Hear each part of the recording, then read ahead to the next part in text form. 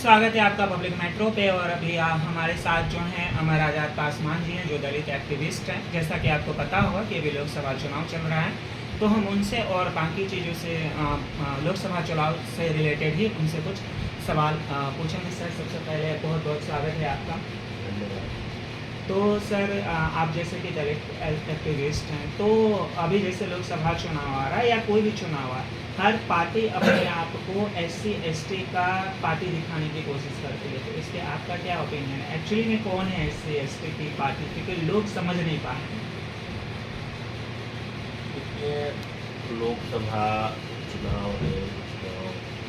देश में जितने भी अभी आप लोगों का लोकसभा का मुद्दा होता है, घोषणा पत्र होता है, वो दलित, वंचित और गरीब पिछड़े समाज के लिए ही होता है। पॉलिसी भी आप देखेंगे तो भारतीय संविधान में जो अधिकार दिया गया है, तो दलित, आदिवासी के जो लोग हैं उनके लिए, और वास्तविक में गरीब भी ये लोग भी हैं जिनके पास आर्थिक रूप से सक्षम लोग नहीं है, उनको बहुत सारी दिक्कतों का सामना करना पड़ता है।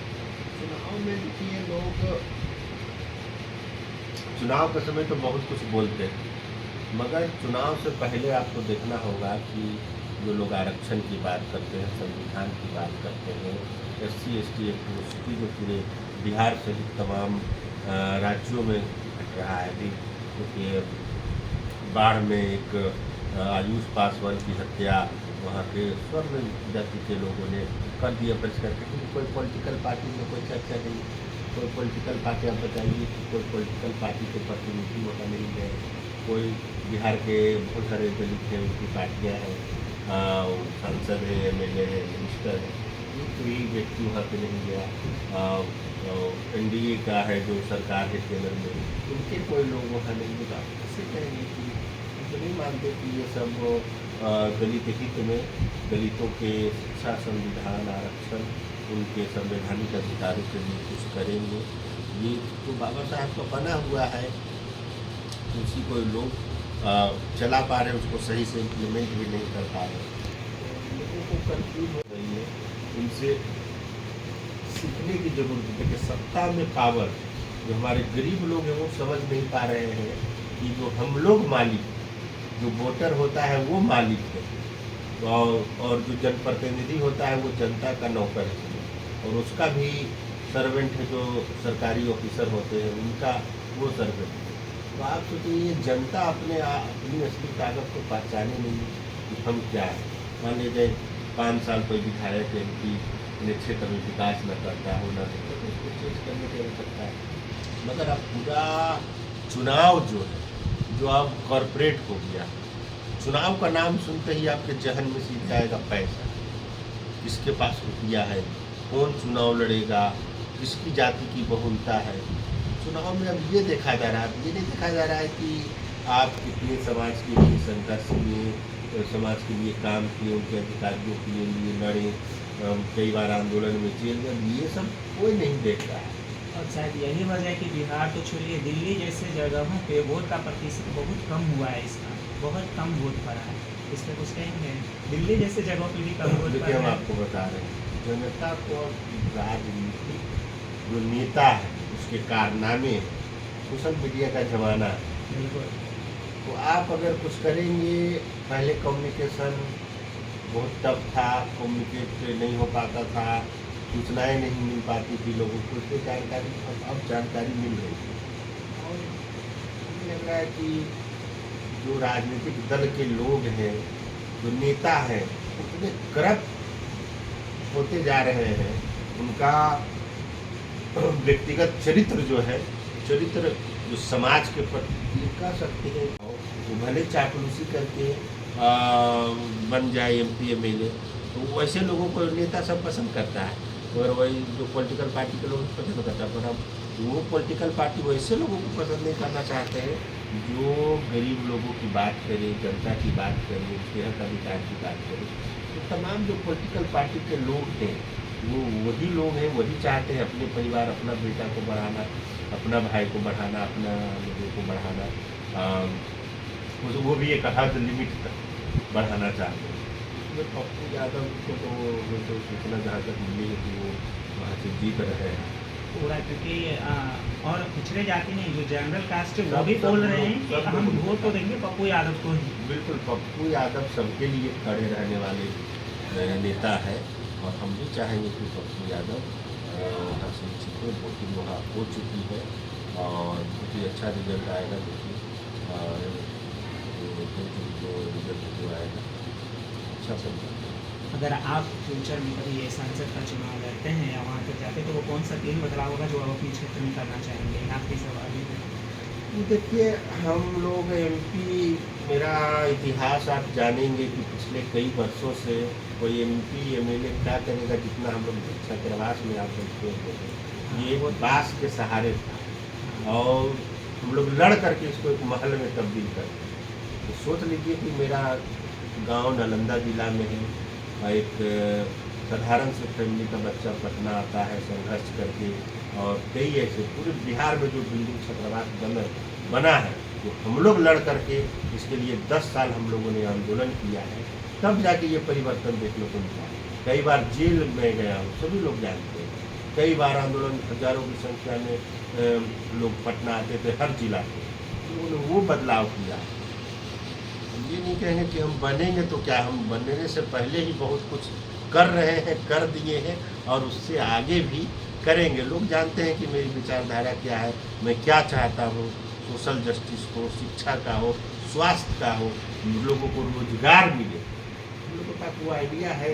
हम लोग जानते हैं पूरे विभाग में, एससी कल्याण विभाग में आरटीआई से हमने सवाल पूछा था कि हमारा जो एससी का बजट है पैसा है वो कहाँ जाता है। बोला यहाँ पर कंप्यूटर की व्यवस्था देखिए ना, सब में लैब बन रहा है। मैंने मेरा आरटीआई का वो है मांगा हुआ 2011 में मैंने मांगा, और वो तब जाके हमारी सेक्रेटरी से मीटिंग हुई और हमने वो लोगों ने प्रपोजल दिया, कैबिनेट में पास हुआ कि नहीं सब हॉस्टल में लैपटॉप, कंप्यूटर, लाइब्रेरी व्यवस्था हो, नया बिल्डिंग बने। मतलब हम लोग शिक्षा और स्वास्थ्य और जो रोजगार है इसी से रिलेटेड काम करेंगे, और तो कुछ फालतू हम लोग का विजन है नहीं।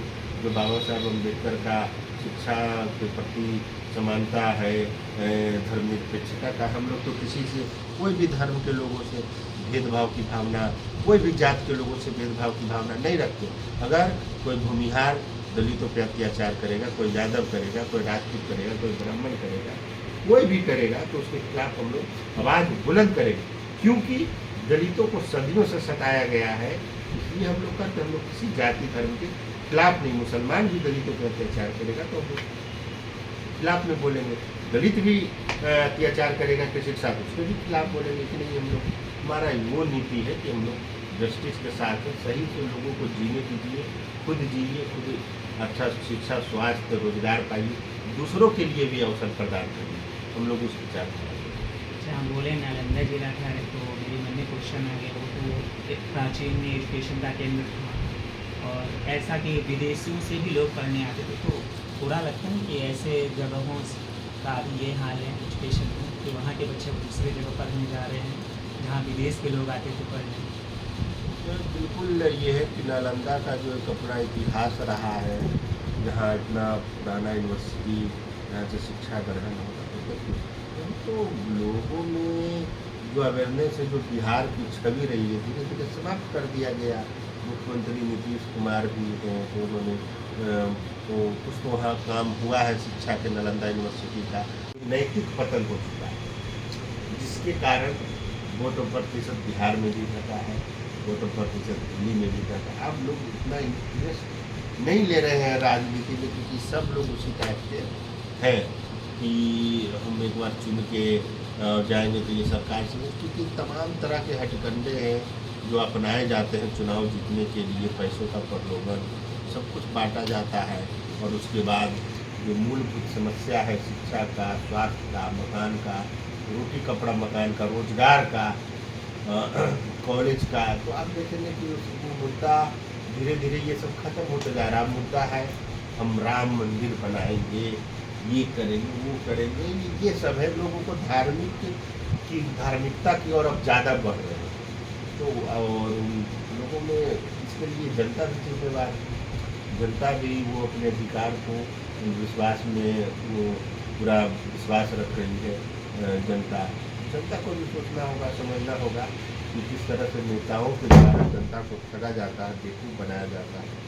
तो हम लोग सही मुद्दे को पहचाने, सही लोगों को पहचाने और जो काम कर रहा है समाज के लिए उसको वोट दें, उसके साथ रहें और वोट को बिल्कुल देना चाहिए सभी लोगों का। मैं अपील करता हूँ कि ज़्यादा से ज़्यादा मतदान में, चुनाव में भाग लें, मगर वही बोले कि जनता का विश्वास अब ये नेता सब होते जाते हैं। पूर्णिया में पप्पू यादव ने अकेले इंडिया और एनडीए को पानी पिला दिया और वहाँ पे उनको जो पिछड़े वर्ग हैं वो सपोर्ट भी बहुत कर रहे हैं, तो उसको किस नज़र से आप देखते हैं? देखिए, पप्पू यादव जी एक ऐसे मेरा व्यक्तिगत विचार है और जहाँ तक कई बार मुलाकातें उनके साथ बात करी, कार्यक्रम में उन लोगों ने बुलाया है, कार्यक्रम में बुलाया। तो एक बहुत ही अच्छे नेता है जो गरीबों को मदद करते हैं। कोरोना काल में वो पूरे सबके लिए खड़ा रहे, कहीं बाढ़ आता है तो खड़ा रहते हैं। ऐसी बात नहीं है कि पुराना गौरव हो हमारा नालंदा का, उसको वापस लाएं कि विदेशों से लोग आकर के वहाँ जैसे पहले शिक्षा ग्रहण करते थे। वो क्या था, पहले बुद्ध हाँ पूरा बौद्धिस्ट सिस्टम था नालंदा यूनिवर्सिटी में। बुद्ध बौद्ध धर्म जब तक वापस नहीं आएगा, जब तक वैसी व्यवस्था हो ही नहीं सकती। तो बौद्ध धर्म का विकास हो, उसका पुण्य जागरण हो, ज़्यादा से ज़्यादा उसको फ्लोअर है। पर आप देखेंगे तमाम जो बौद्ध मंदिर है वहाँ पर भी लोग अंधविश्वास, मधाधीशों को वहाँ पर भी सब पूजा पाठ कराने का सिलसिला चल रही। भगवान बुद्ध खुद बोले थे कि हमें भगवान वही वो एक इंसान है, वो सिर्फ कर्म और सत्य पे विश्वास रखते थे, मेहनत पे विश्वास करते थे। उन्होंने कभी नहीं कहा कि हमारा पूजा करो, ये करो, वो करो। तो लोगों की आस्थाएँ हैं, चलो कम से कम बुद्ध का जो उपदेश है उसको मानो, उसको अनुसरण करें। वही बाबा साहब अम्बेडकर ने भी कहा। हम लोग इस दिशा में बहुत काम हम लोगों ने किया है, आप देखेंगे। और जो एनालिसिस वगैरह कि हमारा सोच क्या, आगे हम लोग क्या कर सकते हैं। ठीक है, बहुत बहुत धन्यवाद सर, आपको टाइम दिया। और आप लोग भी ज़्यादा से ज़्यादा वीडियो को शेयर कीजिएगा और सब्सक्राइब कीजिएगा और बाकी की खबरों के लिए देखते रहिए। जय हिंद।